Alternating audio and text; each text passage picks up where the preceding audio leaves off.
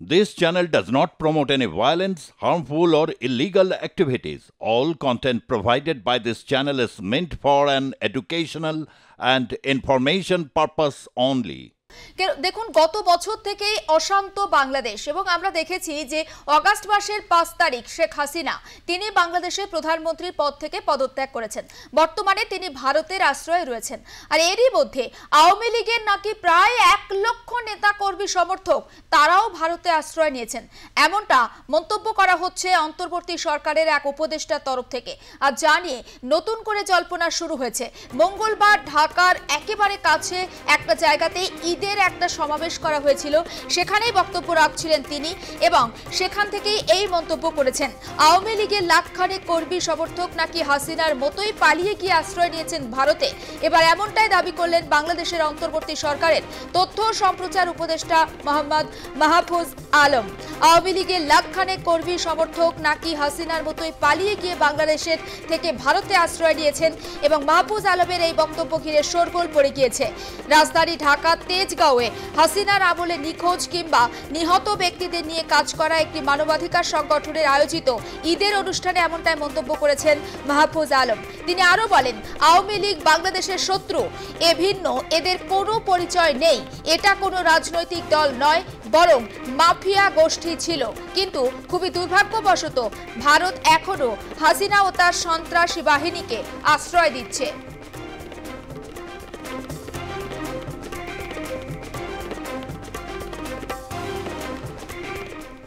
অবস্থান বাংলাদেশে হবে না। আর এই ক্ষেত্রে সরকার আলোচনা করেছে, অনেক সময় সতর্কতা দিয়েছে, কিন্তু আমরা মনে করি যে আমরা যদি দেখি যে আসলে আলোচনা এবং সতর্কতার মাধ্যমে সমাধান হচ্ছে না, তাহলে আমরা হার্ড লাইনে যাব এবং সেটা খুব শীঘ্রই যাব। মাহফুজ আলমের বক্তব্য আমরা আপনাদের সামনে তুলে ধরলাম এবং বিকল্প হিসেবে ঠিক কি ব্যবস্থা নেওয়া হবে সেটাও তারা জানিয়ে দিয়েছেন এবং তিনি স্পষ্ট করেছেন, আওয়ামী লীগ বাংলাদেশের শত্রু, এ ভিন্ন, এদের কোনো পরিচয় নেই।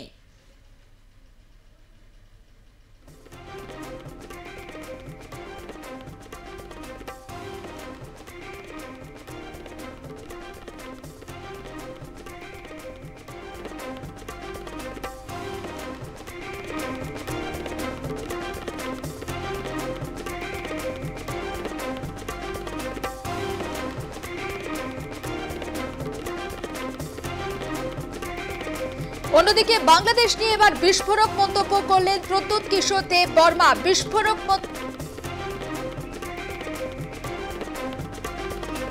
অবশ্যই ওই খবরের দিকে আমরা নজর রাখবো, কিন্তু বাংলাদেশ নিয়ে মাহফুজ আলমের মন্তব্য আর সেই মন্তব্যের পরে শোরগোল পড়ে গিয়েছে। আওয়ামী লীগ বাংলাদেশের শত্রু, তেমনটা জানিয়েছেন তিনি।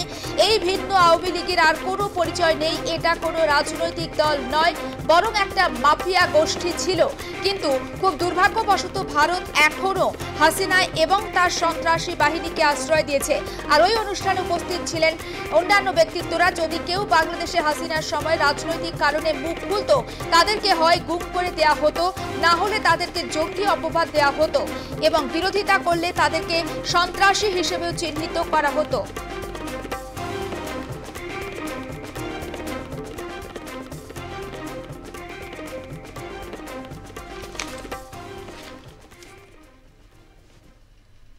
আর এবার যে খবরের দিকে আমরা নজর রাখবো, বাংলাদেশ নিয়ে কার্যত বিস্ফোরক মন্তব্য করলেন তিপ্রামথা প্রধান এবং একই সুর শোনা গিয়েছে ত্রিপুরার মুখ্যমন্ত্রীর গলাতেও। আরো একবার আপনাদেরকে জানিয়ে রাখি, বাংলাদেশ নিয়ে বিস্ফোরক প্রদ্যুৎ কিশোর দেব বর্মা। বিস্ফোরক তিপ্রামথা প্রধান প্রদ্যুৎ কিশোর মানিক্যর। উত্তর পূর্ব ভারত নিয়ে মোহাম্মদ ইউনূসের মন্তব্য। ইউনূসের মন্তব্যে তীব্র প্রতিবাদ করেছেন প্রদ্যুৎ কিশোর। ইউনূসের মন্তব্যের সমালোচনায় সরব হয়েছেন অসমের মুখ্যমন্ত্রীও। ইউনূসের মন্তব্য প্ররোচনামূলক মন্তব্য, তেমনটা জানিয়েছেন হেমন্ত বিশ্ব শর্মা। আমরা নিউজ রুমে যাব, আমাদের editor in chief Sujit Chattopadhyay সরাসরি রয়েছেন। সুজিতটা, যে বিষয়টা জানতে চাইছি, বাংলাদেশ নিয়ে একাধিক বিষয়ে আমরা কথা বলেছি, কিন্তু দেখতে পাচ্ছি যে শুধুমাত্র বাংলাদেশকে সমালোচনা করছে বিশ্বের অন্যান্য দেশ, এমনটা নয়। ভারতের ভেতরে যে সমস্ত ছোট ছোট আঞ্চলিক জায়গা রয়েছে বা আঞ্চলিক রাজ্য রয়েছে, সেখানকার মুখ্যমন্ত্রী, সেখানকার আঞ্চলিক দলের নেতা কর্মী প্রত্যেকেই ইউনূসকে সমালোচনা করছেন। কোথাও গিয়ে কি কোণঠাসা হয়ে পড়বেন ইউনূস? ডক্টর ইউনূস অত্যন্ত মানে যেটা হচ্ছে একটা বিস্ফোরক পরিস্থিতি কিন্তু তিনি নিজে তৈরি করে দিলেন। ক্ষমতায় আসার আগে তিনি 7 সিস্টার্স বলেছেন এবং লক্ষণীয়ভাবে 7 সিস্টার্স বলছেন, সিকিমকে বাদ রাখছেন। অর্থাৎ 7 নয়, কিন্তু অ্যাকচুয়ালি ওটা 8টা হবে সিকিম নিয়ে। তার কারণ হচ্ছে সিকিম প্রসঙ্গটা এই কারণেই তিনি করতে চাইছেন না, কারণ 1975 সালে সিকিম ভারতের অন্তর্ভুক্ত হয়। আগে এটিও একটি স্বাধীন একটি দেশ হিসাবে ছিল ভুটানের মতো। তারপর 1975 সালে সিকিমে একটা বৃহৎ আন্দোলন তৈরি হয়, ভারতভুক্তির আন্দোলন। সেই ভারতভুক্তির আন্দোলনের মাধ্যমে সিকিম ভারতের অন্তর্ভুক্ত হয়। অর্থাৎ সে অর্থে সিকিমকে ধরলে 8খানা, কিন্তু ওই 7 সিস্টার্স বলে বলে সিকিমকে ব্রাত্য রেখে একটা ভারত বিভাজনের একটা কিন্তু পলিসি বাংলাদেশ তৈরি করছে। এরকম জায়গায় এটা অতীতে কখনো হয়নি, জিয়াউর রহমানের সময় হয়নি, শেখ হাসিনার সময় হয়নি, কারোর সময় এমনকি হোসেন মোহাম্মদ এরশাদের সময় হয়নি। কিন্তু এইবার ডক্টর ইউনূস ক্ষমতায় বসার আগে তিনি বলেছিলেন যে বাংলাদেশ যদি অশান্ত হয় তাহলে 7 সিস্টার্স অশান্ত হবে, মানে আগেই তিনি বলছেন। এবং সাম্প্রতিক চীনে গিয়ে একটা বিদেশের মাটিতে গিয়ে তিনি যে কথাটা বলেছেন যে গোটা বঙ্গোপসাগর সেই অঞ্চলে বিভিন্নভাবে তিনি দেখাবার চেষ্টা করেছেন যে সেখানে যে বাংলাদেশের ম্যাপ, নর্থ ইস্টের ম্যাপটা যদি দেখা যায়, এই নর্থ ইস্টের পাশে কোনো সমুদ্র বন্দর নেই। ফলে নর্থ ইস্টকে অ্যাক্সেস পেতে গেলে যেটাকে শিলিগুড়ি যে করিডর, যেটাকে চিকেন নেক বলা হয়, সেখান থেকে হচ্ছে পণ্য সরবরাহ হয় যে কোনো দেশে। বাংলাদেশেও একটা চিকেন নেক আছে, ফেনী, কিন্তু ভারত তো কখনো বলেনি যে ফেনীকে আলাদা করে দেবো, করে দিলে হচ্ছে এন্টায়ার বাংলাদেশ, মানে যদি চট্টগ্রাম থেকে রংপুর এই ডিভিশনটা দেখা যায়, বান্দারবান সমস্ত কিছুর মধ্যে পড়ে, সেটা কিন্তু তাহলে বিচ্ছিন্ন হয়ে যায়। এই দুটো জায়গায় নিয়ে হচ্ছে তিনি কিন্তু বরাবর আমি দেখছি যে 7-8 মাস আগেও তিনি এই ধরনের একটি বিস্ফোরক মন্তব্য করেছিলেন এবং তাতে বুঝিয়ে দিয়েছিলেন যে ডক্টর ইউনূস আসার সাথে সাথে উত্তর পূর্ব ভারতে আগুন জ্বলবে। তার কারণ তার কিছুদিন আগে মণিপুর নিয়ে কেন্দ্রীয় সরকার যথেষ্ট বিব্রত ছিল। মণিপুরে একটা হিংসাত্মক জাতিদাঙ্গা হয়েছে, তার ক্ষত এখনও পর্যন্ত শুকায়নি। এবং উত্তর পূর্ব ভারতের যে জনবিন্যাসটা রয়েছে সেখানে যেহেতু ভারত রাষ্ট্রের সাথে এই শিলিগুড়ি করিডোর বা চিকেন নেকের মাধ্যমে সংযুক্ত রয়েছে, তাকে ভূ রাজনৈতিকভাবে তাকে হচ্ছে দাবার বড়ে করতে চাইলেন ডক্টর ইউনূস। এটা অত্যাধিক মাত্রাতিরিক্ত স্পর্ধা দেখিয়ে ফেলেছেন। এই মাত্রাতিরিক্ত স্পর্ধা দেখাতে গিয়ে এবার কিন্তু সরাসরি হচ্ছে ভারত এই ব্যাপারটাকে যে সিরিয়াসলি নিতে চলেছে তার পূর্ণ ইঙ্গিত কিন্তু মিলেছে। আমি শুরুতেই এটা বলেছিলাম, 4 দিন আগে আমি এই কথাটা বলেছিলাম যে এমনভাবে ডক্টর ইউনূস ভাষণটা দিয়েছেন, সে ভাষণটা শুনলে মনে হয় যে ভারত যেন এই সত্যটা জানে না, চীন এটা সত্যটা জানে না যে ওটা যে সমুদ্র দ্বারা বেষ্টিত নয়। এবং সমুদ্রের হচ্ছে বাংলাদেশ অভিভাবক, সে চীনকে বলছে যদি সমুদ্রের এই জায়গাটাকে বাংলাদেশ এবং চীন যদি কাছাকাছি আসে তাহলে চীন বাণিজ্য বিস্তারে সহায়ক হবে।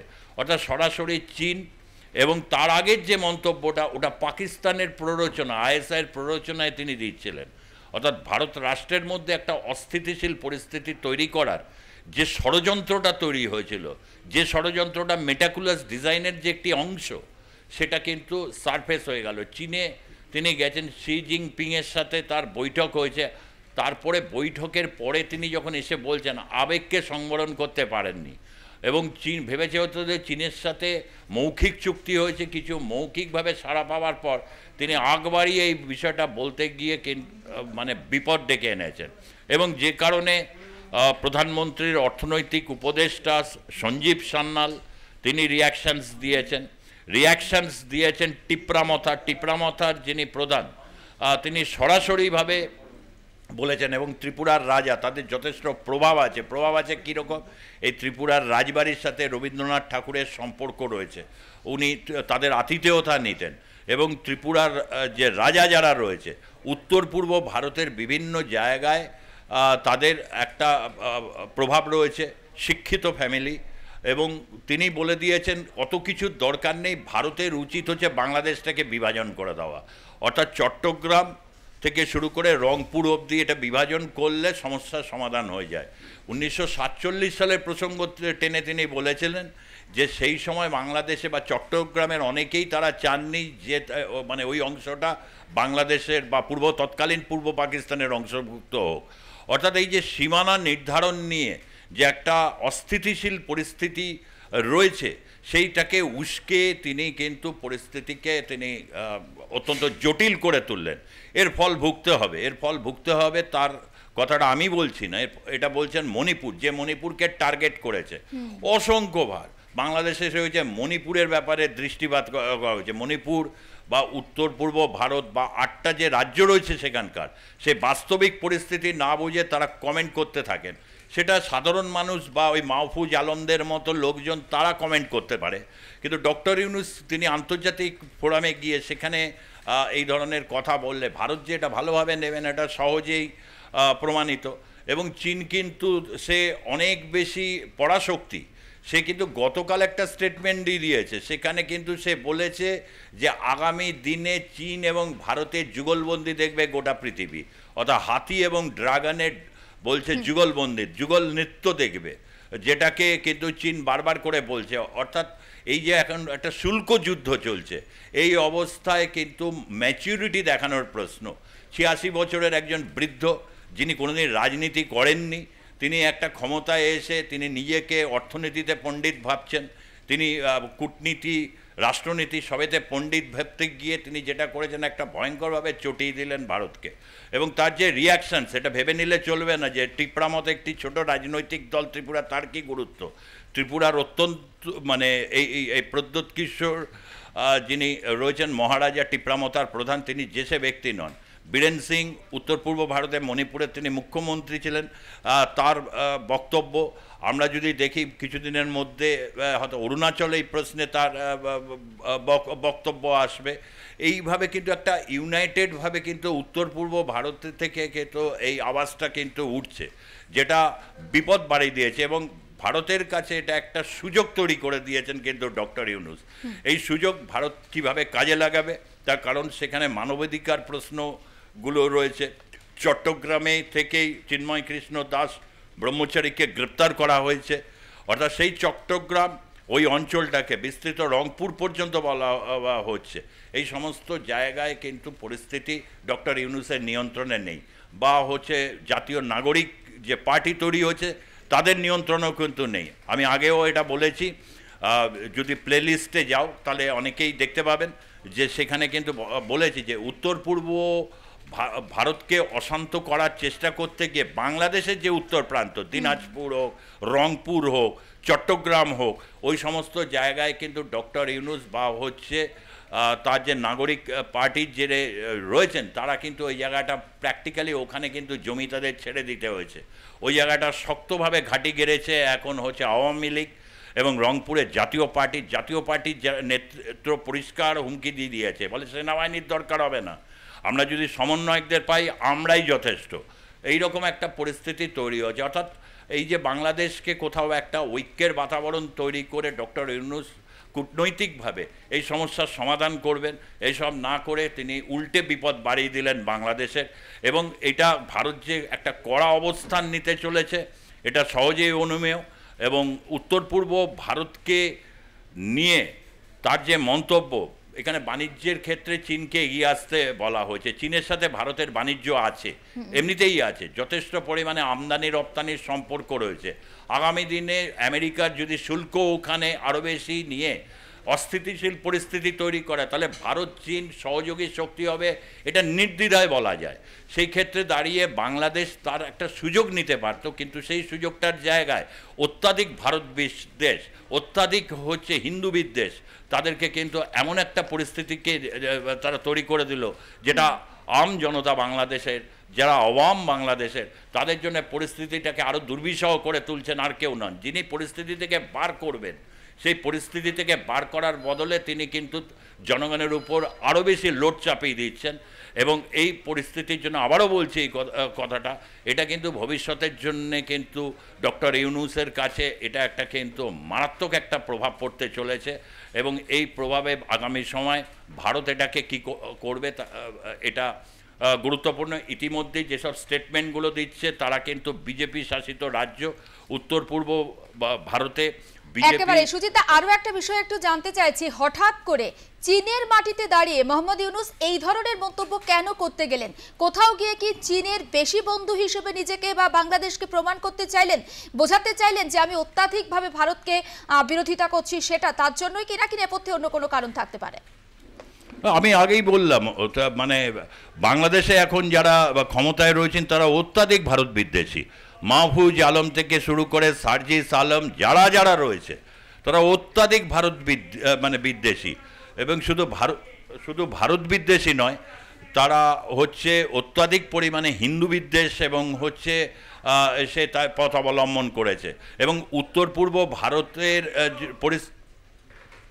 পূর্ব ভারতের পরিস্থিতি থেকেও যদি আমরা দেখি, যদি বাংলাদেশের উত্তর প্রান্তে, সেখানেও কিন্তু অনেকগুলো পাহাড়ি নৃগোষ্ঠী আছে, তাদের সমস্যার সমাধান করতে পারেননি। 8 দফা দাবি দিয়েছিল হিন্দু বৌদ্ধ খ্রিস্টান ঐক্য পরিষদ, সেটা 8 দফা তো মেটায়নি, উল্টে বিচার পর্যন্ত হচ্ছে না চিন্ময় কৃষ্ণ দাস ব্রহ্মচারী। অর্থাৎ তার যে ভারত বিদ্বেষ, এই ভারত বিদ্বেষের ভিত্তিভূমি কি? এর ভিত্তিভূমি হচ্ছে পাকিস্তান, ISI, এর ভিত্তিভূমি হচ্ছে চীন। সেখানে চীনের বাণিজ্যের পার্টনার হিসাবে করতে চায়, কিন্তু এই মুহূর্তে বাস্তব পরিস্থিতি আবার যেহেতু এটা অন্যদিকে গেছে, সেই কারণে হচ্ছে চীন কিন্তু তার স্টেটমেন্ট দিয়ে দিয়েছে। আমি যেটা আগে বললাম যে সেখানে ড্রাগন এবং হাতির যুগল নৃত্য হবে, শি জিনপিং বলছেন। শি জিনপিং থেকে পররাষ্ট্র দপ্তর থেকে তাদের সেই স্টেটমেন্ট এসছে। অর্থাৎ এটা কিন্তু ভেবেচিন্তে করেনি। তিনি দীর্ঘদিনের এই ভারত বিদ্বেষের বাতাবরণ তৈরি করতে গিয়ে তিনি এমন একটা জায়গায় তিনি এটা করলেন, সেটা কিন্তু তাকে ফলটা ভুগতেই হবে। এই ফল তাকে ভুগতেই হবে, কিছু মানে নেই। কেন এই বিষয়টাকে ভারত একদম ইজিভাবে নেবে না। পাকিস্তান বারবার করে কাশ্মীর প্রশ্ন আন্তর্জাতিক দরবারে 1947 সালের পর থেকে তুলতে গেছে, কি সমাধান করতে পেরেছে? কোনো সমাধান হয়নি, উল্টে সেখানকার পরিস্থিতি বিগড়ে গেছে। বিগড়ে গিয়ে যেটা হয়েছে যে পাক অধিকৃত কাশ্মীর তারা পর্যন্ত ভারতের সাথে তারা অন্তর্ভুক্ত হতে চাইছে। ঠিক তেমনিভাবে 1947 প্রসঙ্গটা কেন তাহলে তুললেন টিপরামথা? 1947 সালেও কি তাহলে এরকম একটা পরিস্থিতি ছিল? টিপরামথার প্রধান জোর দিয়ে বলেছেন 1947 সালে চট্টগ্রাম বা ওই অঞ্চলের মানুষ পূর্ব পাকিস্তানের অন্তর্ভুক্ত হতে চায়নি। তাহলে যার নিজের দেশে এই ধরনের একটা পরিস্থিতি রয়েছে, সেখানে একটা জাতিরাষ্ট্র, সেখানে সংখ্যাগুরু যারা রয়েছেন, ভাষা এক, সেখানে দাঁড়িয়ে যদি তিনি ঐক্যের পরিস্থিতি তৈরি না করতে পারেন, তিনি এসছেন ভারতবর্ষে এই যে বৈচিত্র্য, সেই বৈচিত্র্যের মধ্যে তিনি কিন্তু সেখানে নাকটা গলিয়ে তিনি উত্তর পূর্ব ভারতকে টার্গেট করেছেন। এবং শুরুতে সেটা বলেছিলেন, হঠাৎ করে তিনি যদি বলতেন তাহলে কেন তিনি এই কথাটা বলছেন, তাহলে না একটা প্রশ্ন থাকতে পারত। ক্ষমতায় আসীন হবার দুদিন আগে তিনি একটি ভারতীয় সংবাদ মাধ্যমের সাক্ষাৎকার দিতে গিয়ে তিনি এই কথাটা বলেছিলেন যে উত্তর পূর্ব অশান্তি যদি ওখানে আগুন লাগে বাংলাদেশে, তাহলে উত্তর পূর্ব ভারতেও কিন্তু সেই অশান্তির রেস তারা তৈরি করে দেবেন। 8 মাসে অশান্তি কোথায় হয়েছে? ভারতবর্ষের আভ্যন্তরীণ রাজনীতি নিয়ে রাজনৈতিক বিতর্ক বা অশান্তি হতে পারে, কিন্তু বাংলাদেশ প্রশ্ন হোক বা আন্তর্জাতিক কোন প্রশ্ন নিয়ে ভারতবর্ষে অশান্ত পরিস্থিতি তৈরি হয়েছে? উল্টে বাংলাদেশে কিন্তু অশান্ত পরিস্থিতি তারা তৈরি করেছে। রাজনৈতিক হিংসা যে জায়গায় গিয়ে পৌঁছেছে, সেখানে দাঁড়িয়ে কেউ নিরাপদ নয়। আর্মি যে স্টেটমেন্ট দিচ্ছে, তার সাথে ডক্টর ইউনূস বা হচ্ছে সমন্বয়কদের স্টেটমেন্ট যায়, নিজের দেশের আর্মির বিরুদ্ধে এরা কথা বলেছে। এর থেকে বড় কি হতে পারে? এবং এই করতে করতে গিয়ে এদের সাহস বেড়ে গেছে, মুখের জিভের উপর কোনো কন্ট্রোল নেই। সে কারণে হচ্ছে যা নয় তাই বলতে গিয়ে পরিস্থিতি যে তারা গণ্ডগোল করে ফেলেছে, এখন তারা নানাভাবে হয়তো চেষ্টা করবে আওয়ামী লীগ এর জন্য দায়ী। সব কিছুতেই এখন ওরা আওয়ামী লীগের ভূত দিচ্ছে ওখানে, এবং ভারত বিদ্বেষকে অনুষঙ্গ করেছে। এই অনুষঙ্গ করেছে ভারত বিদ্বেষকে, তাকে সঙ্গে নিয়ে আগামী সময় তারা যে রাজনীতিটা করতে চাইছে, এটা আবারও বলছি তাদের জন্য একটা কালান্তক ফল আনতে চলেছে, এই ব্যাপারে কোনো সন্দেহ নেই। বেশ, অনেক ধন্যবাদ। আমরা কথা বলছিলাম আমাদের এডিটর ইন চিফ সুজিত চট্টোপাধ্যায়ের সঙ্গে। অবশ্যই সুজিত, আরো একটু সঙ্গে থাকুন, আমি আরো ফিরবো আপনার কাছে আরো বেশ কিছু প্রশ্ন নিয়ে। বাংলাদেশ নিয়ে বিস্ফোরক মন্তব্য করেছেন প্রদ্যোৎ কিশোর দেববর্মা, বিস্ফোরক তীব্রমাথা প্রধান প্রদ্যোৎ কিশোর মানিক্য। উত্তর পূর্ব ভারত নিয়ে মোহাম্মদ ইউনূসের মন্তব্য, ইউনূসের মন্তব্যে তীব্র প্রতিবাদ প্রদ্যোৎ কিশোরের। ইউনূসের মন্তব্যের সমালোচনায় অসমের মুখ্যমন্ত্রীও, এবং ইউনূসের মন্তব্যকে প্ররোচনামূলক মন্তব্য বলেছেন হিমন্ত বিশ্ব শর্মা।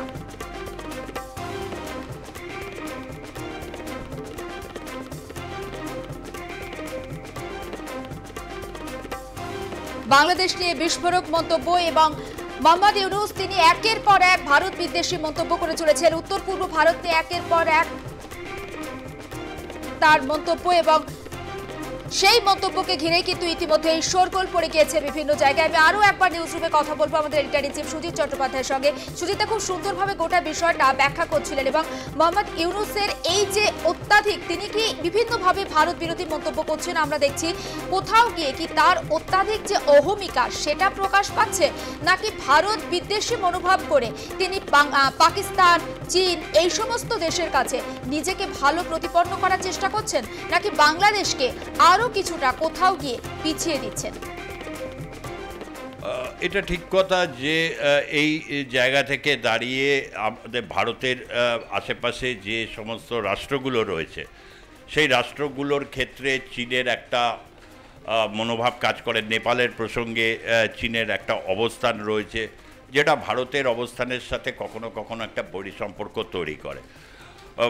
চীন ভারতের উপর প্রভাব বিস্তার করেছে, অতীতে যুদ্ধ হয়েছে, ৬২ সালে একটা যুদ্ধ হবার পর থেকে চীনের সাথে ভারতের পররাষ্ট্রনীতি মাঝে মধ্যেই খুব গড়গম্ভীর অবস্থায় গেছে, কিন্তু কখনোই ভারত কখনো চীনের অভ্যন্তরেও প্রবেশ করেনি, আবার চীনও কখনো ভারতের অভ্যন্তরে ৬২ সালের পর থেকে, তারপর সেটা মৈত্রী চুক্তি হবার পর চীন তার সেনাবাহিনীকে নিয়ে যায়, এবং অরুণাচল প্রদেশের উপরে চীনের একটা নেকনজর থাকে, এবং হচ্ছে লাদাখের ক্ষেত্রে।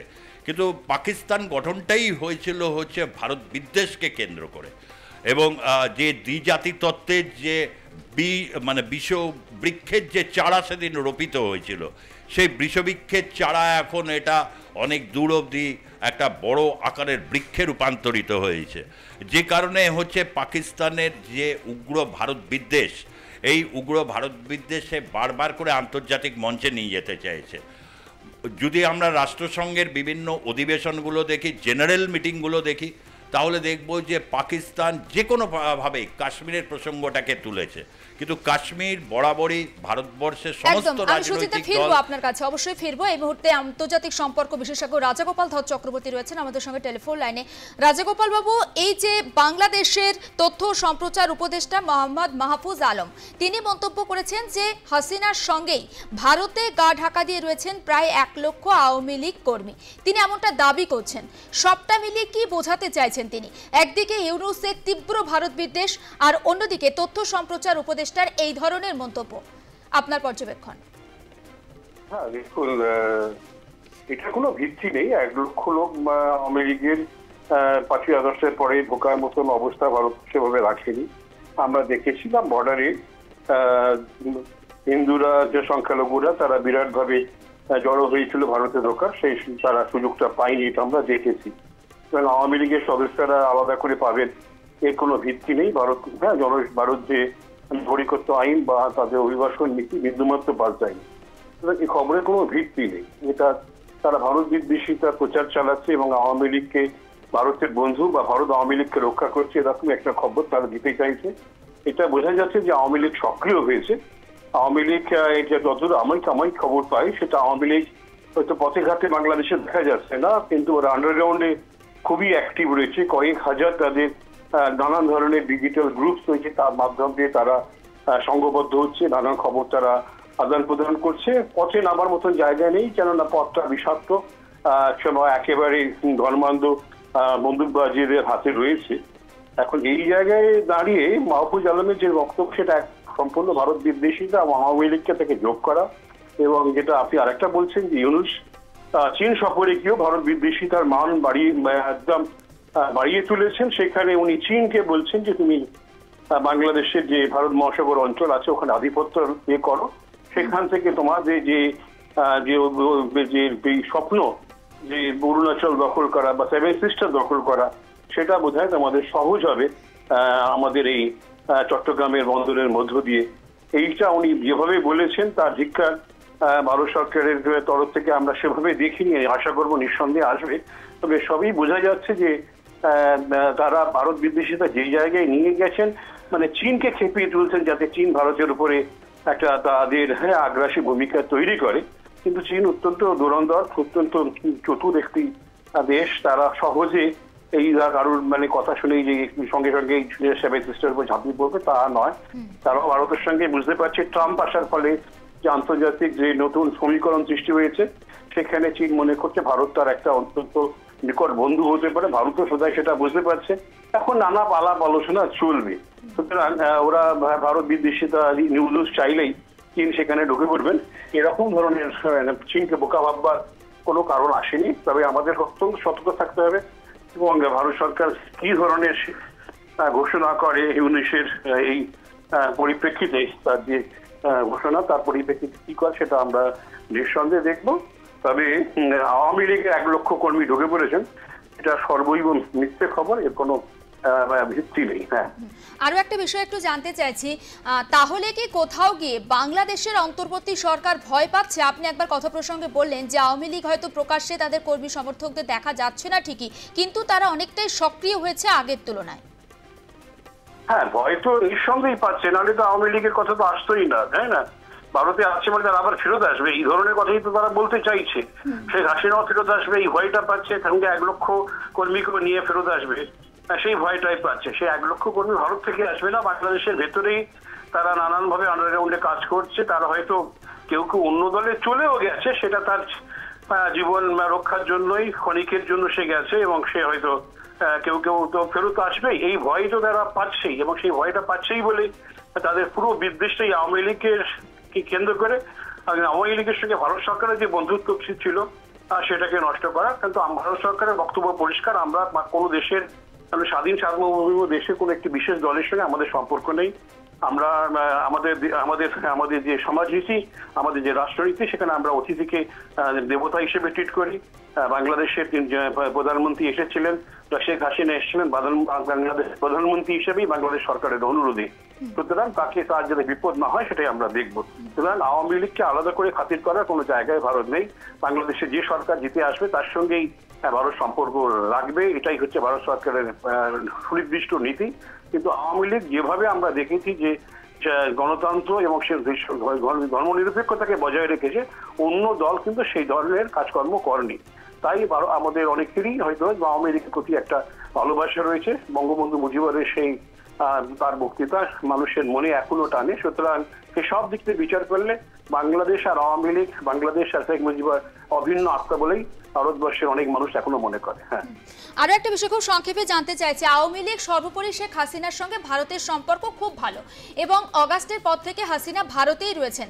কোথাও গিয়ে এই যে হাসিনা বিরোধী, আওয়ামী লীগ বিরোধী মন্তব্য করে ইউনূস কি তাহলে অনুঘটক হিসেবে কাজ করছেন? দেখুন, ভারতকে খেপাবার চেষ্টা করছে, এটা তো পরিষ্কার। নানানভাবে ভারতকে উত্তেজিত করা, ক্ষিপ্ত করে তোলা, এটাই তাদের লক্ষ্য।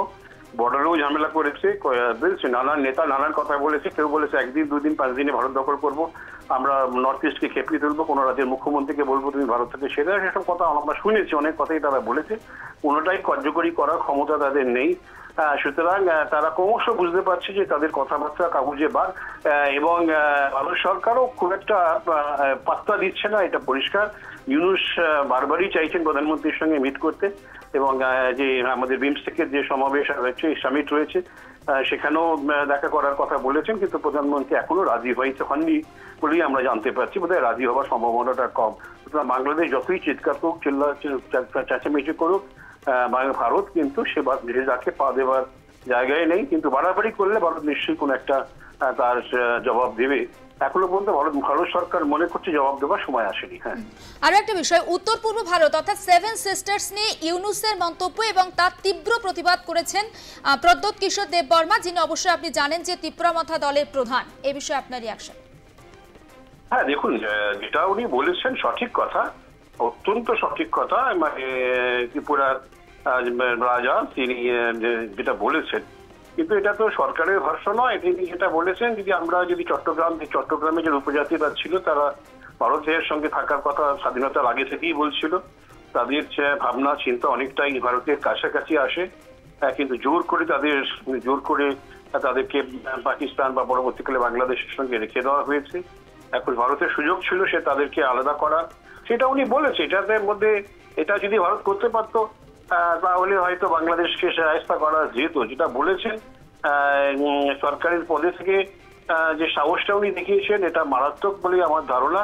কারণ উত্তর পূর্ব অঞ্চলের বাসিন্দা হিসেবে তারা ভুক্তভোগী, বাংলাদেশের থেকে নতুন নতুন উদ্বাস্তু আতঙ্কবাদীদের আগমনে তারা ভুক্তভোগী।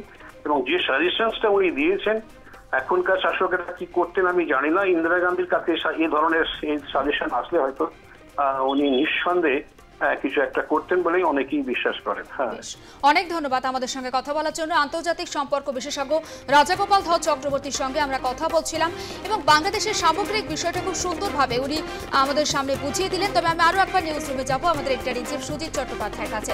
সুজিত, আপনার সঙ্গেও কথা বলছিলাম এবং গোটা বিষয়টা খুব সুন্দরভাবে আপনি ব্যাখ্যা করছিলেন। মাঝখানে আমরা রাজাগোপাল বাবুর সঙ্গেও কথা বললাম। রাজাগোপাল বাবু গোটা বিষয়টা খুব সুন্দরভাবে ব্যাখ্যা করলেন। আপনার পর্যবেক্ষণ? মানে যে ব্যাখ্যাটার মধ্যে খুব গুরুত্বপূর্ণ দিক, স্বাভাবিকভাবে প্রশ্ন আসতে পারে চীনের রিয়াকশনস। চীনের কাছে ভারত অত্যন্ত গুরুত্বপূর্ণ পার্টনার আমেরিকার কাছে, তার কারণ একটাই, ভারতের বাজার। এই যে একটা বাজার, সেই বাজারের যে 135-40 কোটি সেখানে নাগরিক, এবং হচ্ছে একটা তরুণ প্রজন্মের নাগরিকের সংখ্যা প্রায় 60%-এর মতো। আগামী দিনে অর্থাৎ কোথাও একটা যে ভারতবর্ষ বার্ধক্যের গ্রাসে পড়ছে না, বিশ্বের বহু রাষ্ট্র যেই সমস্যার সম্মুখীন হতে হয়েছে, অর্থাৎ সব মিলিয়ে এই অনুকূল বাজারকে কেউ বাংলাদেশের স্বার্থে কখনো সে অস্থিতিশীল করতে চাইবে না। এগুলো রাজনৈতিক অপরিপক্কতার কারণে ডক্টর ইউনূস বা হচ্ছে তারা যারা পার্ষদ যাদের রয়েছেন তারা সেটাকে তারা করছেন, এবং তার জন্যে যে জায়গাগুলো প্রত্যেকটাই, যদি আমরা সমস্ত আন্তর্জাতিক সম্পর্ক বিশ্লেষকরা এই ক্ষেত্রে কেউই বলবেন না যে এটা বাংলাদেশের জন্য খুব ভালো হয়েছে। এমনকি বাংলাদেশেও যারা হচ্ছে বিভিন্ন স্কলার যারা রয়েছেন আন্তর্জাতিক সম্পর্ক থেকে শুরু করে যারা রাজনৈতিক বিশ্লেষক, অনেকেরই কণ্ঠস্বর চেপে দেওয়া আছে, অনেকেরই হচ্ছে এত ভীতি প্রদর্শনের সামনে তারা সঠিক কথা অনেকে বলে উঠতে পারছেন না যেটা বলতে চান, সে কারণে তারা নিশ্চুপ হয়ে রয়েছেন। কিন্তু তবুও তারা আকারে ইঙ্গিতে অনেকেই কিন্তু ডক্টর ইউনূসের এই ধরনের মন্তব্যের যে একটা ক্ষতিকর প্রভাব পড়বে সেটা তিনি, অর্থাৎ কোথাও একটা জায়গায় হয়তো অত্যাধিক চাপের কাছে বা অত্যাধিক হচ্ছে প্রেশারের কাছে ডক্টর ইউনূসেরও এখন হচ্ছে ছেড়ে দে মা কেঁদে বাঁচি অবস্থা। তিনি যে মন্তব্যগুলো করছেন সেটা তিনি অন্তত ভালো জানেন যে এই যে ভারত নিয়ে উত্তর পূর্ব নিয়ে যেটা করছেন সেটা নয়। অর্থাৎ কোথাও হচ্ছে শেখ হাসিনা, তাকে কেন ভারত আশ্রয় রেখেছে, শেখ হাসিনাকে হচ্ছে রাজনৈতিকভাবে একেবারে হচ্ছে কোণঠাসা করতে, যাতে নির্বাচনে কোনোভাবে আওয়ামী লীগ অংশ না নিতে পারে, তার জন্য অপারেশন ডেভিল হান্ট থেকে শুরু করে সব পর্যায়ের মধ্যে দিয়ে তারা যাচ্ছে। এবং ভারতের প্রতি তাদের বিদ্বেষটার একটা বড় কারণ হচ্ছে এইটা, শেখ হাসিনার আগে হচ্ছে শেখ হাসিনা পুরো ভারতের কথায় চলছেন, ভারত বাংলাদেশকে গিলে খাচ্ছে, ভারত বাংলাদেশকে উপনিবেশ তৈরি করে ফেলছে। এই বক্তব্যগুলো তারা একটা রাজনৈতিক উপকরণ হিসাবে নিয়েছেন এবং একটা মেরুকরণ তৈরি করতে পেরেছিলেন, যে প্রো ভারত অর্থাৎ আওয়ামী লীগ এবং হচ্ছে সংখ্যালঘুরা, আর হচ্ছে অ্যান্টি ভারত অর্থাৎ যেখানে হচ্ছে হিজবুত তাহরির, জামাত ইসলামী বা হচ্ছে কোথাও কোথাও বিএনপির ইন্ধন থেকেছে, এই সমস্ত নিয়ে বাংলাদেশের রাজনীতি যে মেরুকরণ হয়েছে সেই মেরুকরণটাকে বারবার শান দেওয়া হচ্ছে। এই শান দেওয়ার ক্ষেত্রে শুরুতেও উত্তর পূর্ব ভারতটাকে তারা নিশানা করেছে এবং চিকেন নেকটাকে তারা নিশানা করেছে, বহুবার বলেছে। আগে এটা মন্তব্য আসেনি মাস চারেক আগে যে চিকেন নেক আলাদা করে দেবো, কলকাতা শহর 4 ঘন্টার মধ্যে দখল করে নেব, এই সমস্ত উত্তেজক কথাবার্তা বলে তারা পরিস্থিতিকে জটিল করেছে। এরা কেউ দেশপ্রেমিক না, এটা কেউ বাংলাদেশের দেশপ্রেমিক, কোনো দেশপ্রেমিক এই ধরনের বক্তব্য বলতে পারে? যারা নিজ স্বার্থে দেশকে ব্যবহার করে বা দেশের রাজনীতিকে ব্যবহার করে তাদের মুখ থেকে এই ধরনের কথা বেরোতে পারে। কিন্তু প্রকৃত দেশপ্রেমিক, প্রকৃত যারা হচ্ছে জাতীয়তাবাদী, তারা কখনো এই ধরনের বক্তব্য দিয়ে দেশের উপর একটা চাপ তৈরি করতে পারে না। যদিও এটা এখনো পর্যন্ত সর্বস্তরীয়ভাবে এটা রেসপন্ড করেনি, কিন্তু এই ওয়াকআপ বিলের আজকের এই পরিস্থিতি মিটে যাবার পর যৌথ সংসদীয় যেটা হচ্ছে সংসদের যেটা পররাষ্ট্র বিষয়ক যে কমিটি, সেই কমিটি দেখা করেছিল এস জয়শঙ্করের সাথে, এবং তারা পরবর্তী ক্ষেত্রে একটা রিপোর্ট জমা দেবে। এবং আমার কাছে যেটুকুনি খবর আছে, ভারতের সমস্ত রাজনৈতিক দল এই প্রশ্নে এককাট্টা রয়েছে যে বাংলাদেশ অতীব বাড়াবাড়ি করছে। এটা বিরোধী রাজনৈতিক দলগুলো অত্যন্ত সন্দেহের চোখে কিন্তু এখন দেখছে, বিশেষ করে ডক্টর ইউনূস, এবং তারা যে আচরণটা করেছে সেই আচরণটা তাদের সাপেক্ষে বলার মতো এরপর দেশ অবশিষ্ট থাকবে না। ওই পাকিস্তান থাকবে যে নিজের একটা খুব দৈন্যদশা, যে নিজের জনগণের উপর কোনোদিনই কোনো জাস্টিস দিতে পারে না, যেখানে হচ্ছে বালুচিস্তান পুরোপুরি পাকিস্তানের বিরুদ্ধে একেবারে যাকে বলে সরাসরি সম্মুখ সমরে অবতীর্ণ হয়েছে, তাদেরকে তারা তাদের ইন্ধনে এবং কোথাও কোথাও আরো একটু থামাচ্ছি। এই মুহূর্তে বিজেপি নেতা বিমল শঙ্কর নন্দ রয়েছেন আমাদের সঙ্গে টেলিফোন লাইনে। বিমল শঙ্কর বাবু, আপনিও নিশ্চয়ই জানেন মোহাম্মদ ইউনূস তিনি 7 সিস্টার্স নিয়ে ঠিক কি মন্তব্য করেছেন এবং শাসক বিরোধী দুপক্ষই এটা সমালোচনা করেছে। আমি পার্টিকুলার আপনার কাছে যে বিষয়টা জানতে চাইছি, অবশ্যই সমালোচনা করেছেন ইউনূসের মন্তব্যকে কংগ্রেস নেতারাও, কিন্তু পবন খেরা মোদী সরকারের বিদেশ নীতি নিয়েও একটা প্রশ্ন তুলেছেন। আপনার রিঅ্যাকশন? একটা কথা বলি, সেটা হচ্ছে পূর্বের 7টা রাজ্য ল্যান্ডলকড। আর ভারতবর্ষে কি ল্যান্ডলক নাকি? সেগুলো তো ভারতবর্ষের একটা অংশ। ভারতবর্ষ ল্যান্ডলক দেশ নয়। তাই উত্তর পূর্বের 7টা দেশ ল্যান্ডলকড কিনা এই প্রশ্নটা অবান্তর, এই ধরনের অবান্তর কথা বলেছেন মোহাম্মদ ইউনূস, কারণ তার রাজনৈতিক অভিজ্ঞতা নেই, জ্ঞান নেই, কিচ্ছু নেই। ফলে এই ধরনের কথাবার্তা উনি বলেছেন, এটা গেল প্রথম কথা। দ্বিতীয় কথা হচ্ছে মোহাম্মদ ইউনূস যে ধরনের কথা বলেছেন, দুদিন পরে দেখা যাবে তিনি এসে আবার নরেন্দ্র মোদীর কাছে রিকোয়েস্ট করছেন তার সঙ্গে মিটিং করার জন্য। ফলে ওনার এখন মাঝে মাঝে দেশের কাছে নিজের ইমেজ তৈরি করতে হবে, বলতে হবে আমি কত টাফ লোক দেখো, কিন্তু গোটা দেশটা যে প্রায় শেষের মুখে পৌঁছে গেছে সেটা বোঝাই যাচ্ছে সেই দেশের অবস্থা দেখে। তৃতীয় যে বিষয়টা, ভারতের বিদেশ নীতি তার ঠিক জায়গাতে রয়েছে, পবন খেরাকে এড়িয়ে চিন্তিত হওয়ার কোনো প্রয়োজন নেই। কারণ বলি, কারণ হচ্ছে বাংলাদেশ একটি স্বাধীন সার্বভৌম দেশ, ভারত একটি স্বাধীন সার্বভৌম দেশ। দুটো স্বাধীন সার্বভৌম দেশের মধ্যে কিভাবে সম্পর্ক নির্ধারিত হবে তার কতগুলো আন্তর্জাতিক প্রটোকল রয়েছে, নর্ম রয়েছে, সেই অনুযায়ী ভারতবর্ষ তার ব্যবস্থা নিচ্ছে। তাড়াহুড়ো করতে গিয়ে কোনো ব্যবস্থা নিলে that may become counter productive. এখন কংগ্রেসকে এসব শিক্ষা না দিলেও চলবে, যাদের আমলে আমাদের দেশের 40,000 বর্গ কিলোমিটার চীন দখল করে বসে আছে, সেই দলের নেতারা কথা বলে কোন সাহসে? সুতরাং নরেন্দ্র মোদীর নেতৃত্বাধীন ভারতবর্ষের বিদেশ নীতি এখন ঠিক রাস্তাতেই হাঁটছে, এবং হয়তো অনতিবিলম্বেই বাংলাদেশকে নিয়ে ভারতের যে উদ্বেগ, সেই উদ্বেগের নিরসন ঘটবে বলে আমরা অন্তত আশা করছি।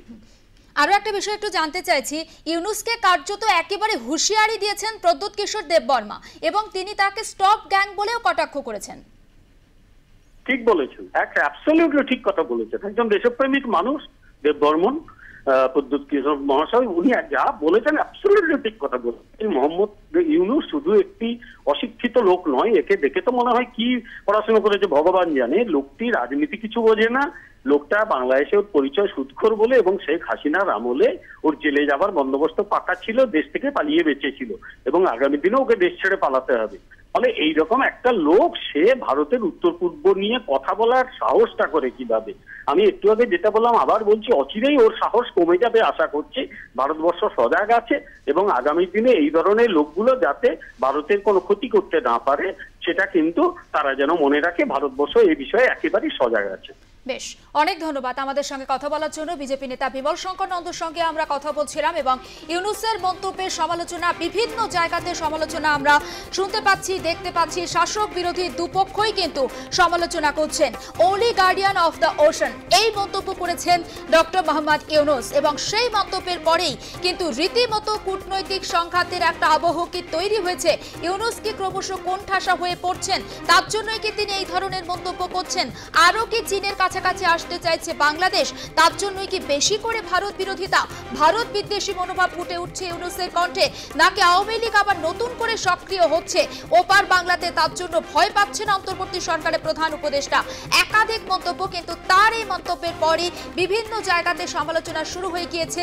ভারতের বিভিন্ন রাজনৈতিক দলের নেতারা কিন্তু এই বিষয়টাকে অন্তত ভালোভাবে দেখছেন না, সেটা তাদের কথা, তাদের অভিব্যক্তি, তাদের যে বক্তব্য সেটাতে স্পষ্ট।